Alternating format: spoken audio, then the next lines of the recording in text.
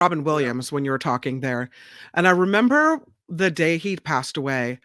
I was on the story for KGO. They sent me out. They wanted me to interview people, talk to people. And I called you because I knew you two were friends. And you said, I just can't talk to you right now, which I completely understood. Oh, But I mean, as far as the deaths of celebrities go, I think we all have those people that, we may never have met them, but their work was so moved us so much or was so important to us. They made us laugh, they made us feel. In the case of Robin Williams, I don't think I've ever been more affected by a death that of someone I didn't know than his. And yeah. so I wonder, though, you actually knew him and were friends with him and he was your buddy. And so in that case, when you have the whole world mourning, does it feel weird to have all these people so sad over someone they don't know? What's that experience like? Yeah, it was weird. I mean, usually, when you have that horrible experience of you have to put your pet down or you lose a parent or something or an aunt and uncle. I mean, the whole world doesn't know that and they don't have that Yeah. experience. But everywhere you go after Robin's death, I mean, there was that thing where, like, I think it was a week later at noon, everybody had like whatever it was, 60 seconds of applause and laughter. And Yeah. interestingly enough, I found myself in the Berkeley Hills on the bike he built, a custom bike he built for me as a gift at the top of Marin Street where I could see his house. It was a really weird, surreal experience. I didn't necessarily plan that, but I drove by Marin Street and I was not going to participate in that laugh thing, but people were supposed to come out of buildings and I think it was applaud and laugh for 60 Yeah. seconds and not. And I could hear people. People came out of their houses and their porches in the Berkeley Hills and clapped and laughed. So it Yeah. was weird. It was really strange. And it was also, and I'm sorry I didn't talk to you. I should have, but I was trying No, to you have your figure. moment. It was new and fresh and you were so sad. Yeah. Yeah, I was very um, it, partly because he's such a great. I mean, it rocks your world. I mean, first of all, if Robin Williams isn't safe, who's safe from any? He's this Yeah. wealthy, beloved guy who gives so much. You think about, is there such a thing as karma? Because it doesn't seem like it. Is there any fairness to the world? I mean, not that anybody. I mean, I'm sure some poor person has a young child that gets leukemia. How horrible and awful that. But it threw me in a million different ways, and it was also like stuff like I didn't go to LA when I should have. I should Yeah. have. I had management, and they said, "Get down here. You're in your 30s. You're really running out of time." And I didn't, because I love the Bay Area comedy scene back then. It's changed quite Yeah. a bit now. The clubs are all corporate owned, and it's not the scene it was once. But at that time, it was great. And Robin chose to live here. He went to LA or on site to make his films or his TV shows, but he got back up here as soon as he could, and he ran to the Throckmorton or wherever and did comedy sets.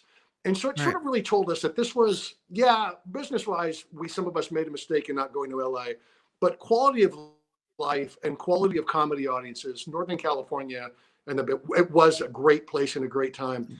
So it kind of reaffirmed that thought that we had, that this was a great place to be a good comic, and it made us feel a little less bad about having squandered our important years down there. And then when he passed, he passed. And not long after, Dana Carvey, who also lived in Marin, moved to LA because he felt, I think, that he was getting a little older and needed to go down there and take charge before it was too late, because it's a very Hmm. ageist town and a very ageist business. Sure. And almost within like a year, it just sort of seemed like the air got let out. And the Throckmorton's doing well again, and they've got shows. But Yeah. so it was his loss, how kind he was.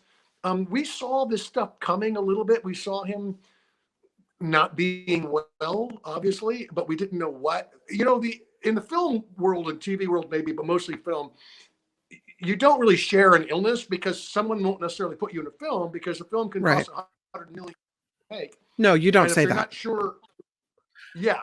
So we knew Especially he if you wasn't don't have any well. symptoms yet, right? I mean, you're still in performing shape. So why would you say Yeah. anything? At least if you could pull it together during the time you had to do your work, sure. So we knew he wasn't well. We thought it was psychological. I didn't know what it was. I mean, right before he passed, after he did the last season of The Crazy Ones, he went to Minneapolis, was it, or Minnesota, somewhere where he had sort of a rehab house that he went to because he was just trying to focus and get straight and whatever. But, it was hard not to imagine that maybe he'd fallen off the wagon. I didn't see any signs of it. We thought that. But what was happening Right. was, I always take this opportunity to tell people he had a form of dementia called Louis Yeah. body. And if you are a computer or whatever, have a pencil and paper, if you're older, scribble down Robin's Wish. Robin's Wish, and it's a documentary that a friend of mine from Marin and Susan spearheaded to tell the world about what was going on in Robin's brain. It's a form of dementia that you can't diagnose except in an autopsy, although it does kind of seem to affect people who have Parkinson's. So I wonder if they were suspecting at the time. So yeah, so he was having all sorts of delusions and all sorts of other things that were happening in his head. He was not in charge of his brain. And if you could probably find clips of it on YouTube, but you could probably find the movie Robin's Wish. I'm actually in there talking about, I took the last bike ride with him that he ever took, and he was really out of it and acting very strange on that day. Yeah, there you go. Yeah. And so, yeah, we didn't really know at first. I didn't know. We didn't. And there were a few people on the inside that knew about the Parkinson's, and there were some of us on the outside that saw a little tremor, a little, you would see him shaking a little bit in the fingers. And the last bike ride, which happened about a week before he passed, we were supposed to ride on Monday or Tuesday of that week, and he passed on Sunday night, late, really, actually Monday morning.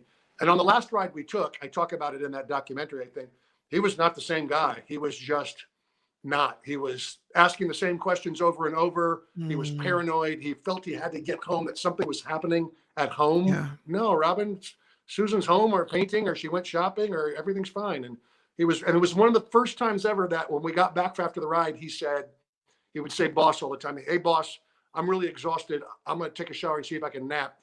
And I said, you didn't have good sleep last night? And he said, oh, last night and the night before. And I said, when's the last time you had a full night's sleep of like 6 hours or more? He said, 3 or 4 days is what he said.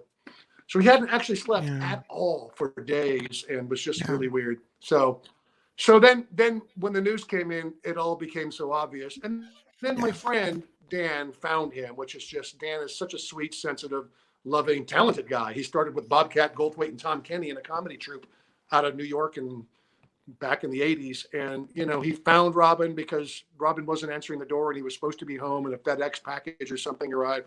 So it's just everything about it was just, and Susan and he had only been married maybe 2.5, 3 years. And there's this fairy tale wedding. And I was lucky enough to be invited to the wedding, Meadowood and between Calistoga and St. Helena. And there's this lovely, incredible wedding where you're sitting with the Monty Python guys and, Billy Crystal and Mark Pitta and I, and Stephen Pearl were some of the local comics there. And it's just this thing that started at like noon and on until midnight, and from one place to another. What a time. And they were so in love. And he would just give her a big old hug and a kiss before the ride and a hug and a kiss after. And it was just, I remember my wife, who now is living in Portugal. She didn't want to sit around for the COVID shutdown. So she went to Portugal and decided, I'm going to stroll the streets of Portugal during the COVID. But I remember the first thing she said was just, she had talked to Susan, and Susan, I don't want to say something out of line here, but Susan said something. The first year was something to the effect of, just absolute fairy tale magic, the greatest love affair you can possibly imagine. The second year, what's happening? And then into the third year, just kind of a nightmare where Robin was just not well and they didn't know why. So, yeah. Terrible. It was a crush. Just this, like, is there no rhyme or reason in the world? Why do convicts run free? And the sweetest, nicest guy who's only a couple odd years into a marriage with a woman he's madly in love with and has kids. And I mean, the guy.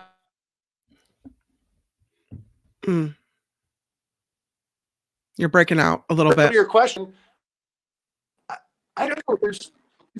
There's some empathy. I mean, when everybody else is feeling the same sadness, there's something in that's, therapeutic, I guess. But it was also weird. Like the whole world had suddenly just taken a meteor hit of some sort that we didn't want and didn't deserve. Weird. But how amazing to have that much impact on people, where you pass away and everyone's affected.